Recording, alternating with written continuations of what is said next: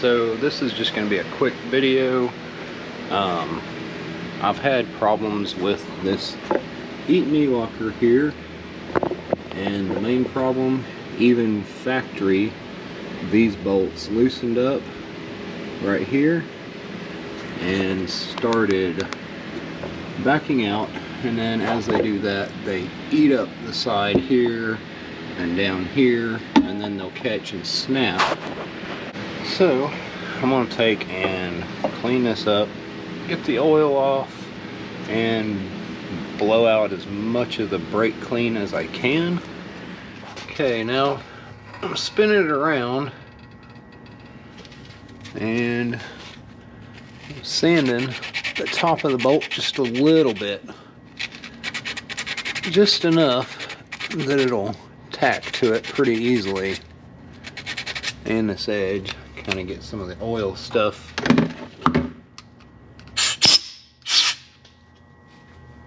Now let me set the welder up. I'm gonna clamp to the bolt, and I think I'm just gonna go to this little edge here and just to the bolt, just a small tack to keep it from spinning. Now I have tried to fix this thing. This will be the 4th time to fix it.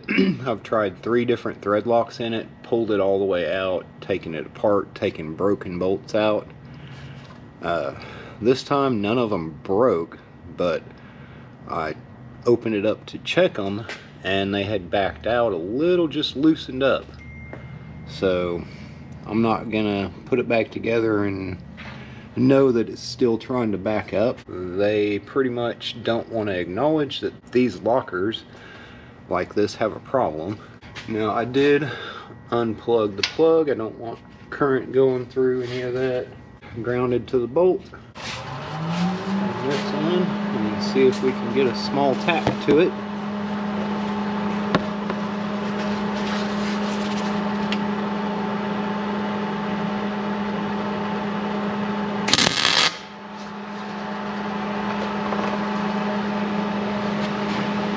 That right there is good enough. Keep it from backing out.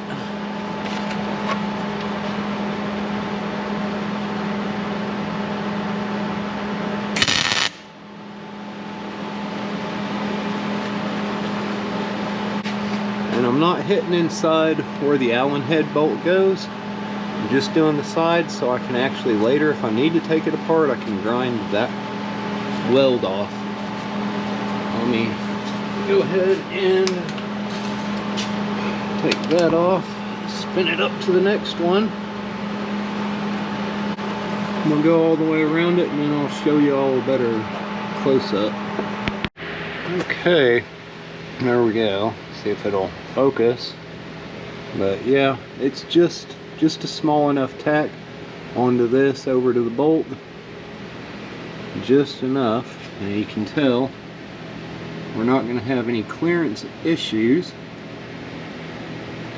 because there's enough space between over here and that. So hopefully this is going to fix that problem, because no matter what 3 types of thread locker I put on this thing, it has continued to do the same thing. Even with the stock thread locker that they put on, it did not work. So personally, I think it's a design flaw. Something's going on with it. Maybe it's just a bad e-locker and that's what it's going to continue to do.